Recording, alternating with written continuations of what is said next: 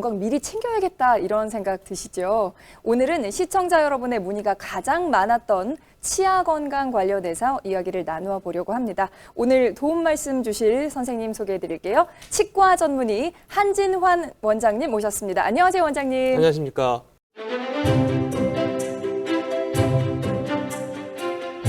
원장님, 치과 전문의로 살아가시면서 가장 보람 느끼실 때는 언제일까요?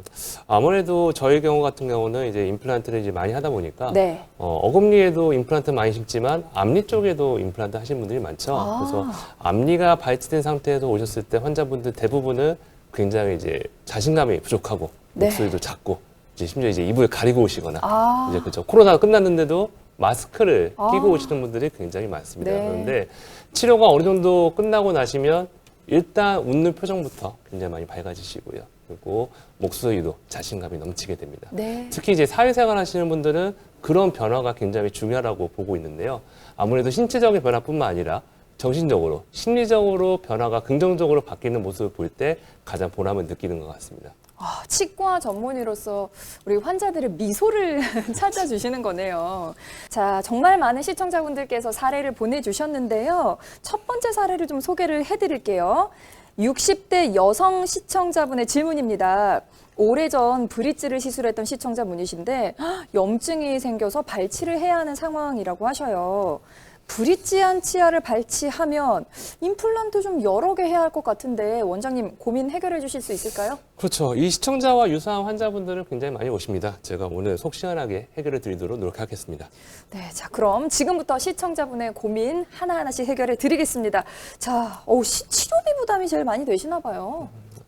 아무래도 이제 여러 개의 임플란트를 시술 받아들이신다면 그만큼 이제 비용에 대한 걱정이 많이 되실 수밖에 없는데요.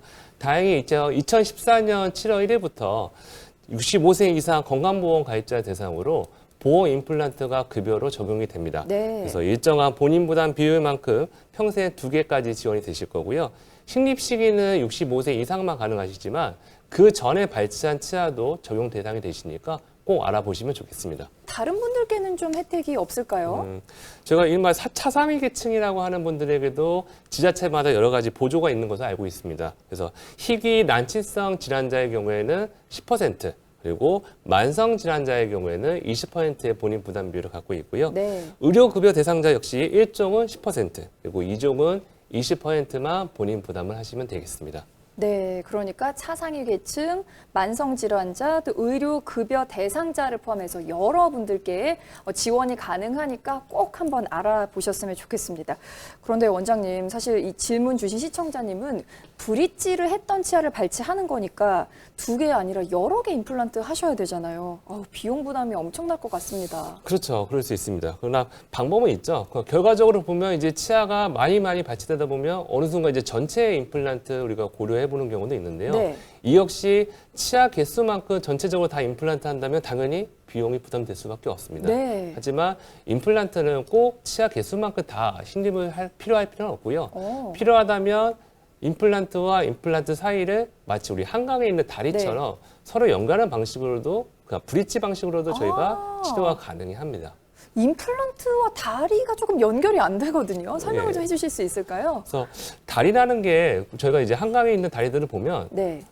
다리 교각을 기둥이 하나씩 연결해 주는데 네. 점점 시간이 지날수록 그 교각과 교각을 연결하는 다리 간격이 점점 넓어지게 됩니다. 그게 이제 기술의 발달인데 네. 임플란트도 마찬가지로 치아 개수만큼은 전부 다 심어서 임플란트의 치아 머리 부분, 크라운을 만드는 게 아니고요.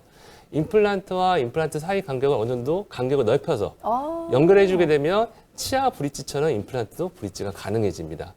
그걸 연결하다 보면 결국 아무리 많은 치아가 발치되더라도 전체 임플란트로 모든 치아를 다 회복시킬 수가 있는 거죠. 그러니까 이 고정체를 적게 심으니까 일반 임플란트보다 비용을 절감할 수 있다는 말씀이시네요. 네, 맞습니다. 하지만 현재 시청자분들마다 잇몸뼈의 상태는 각기 다를 수밖에 없기 때문에 지금 제가 몇 개의 임플란트가 반드시 필요할 것이다 이렇게 말씀드리기는 좀 어렵고요. 가까운 치과에 내원하셔서 정확한 상담을 받아보시는 게 중요하겠습니다.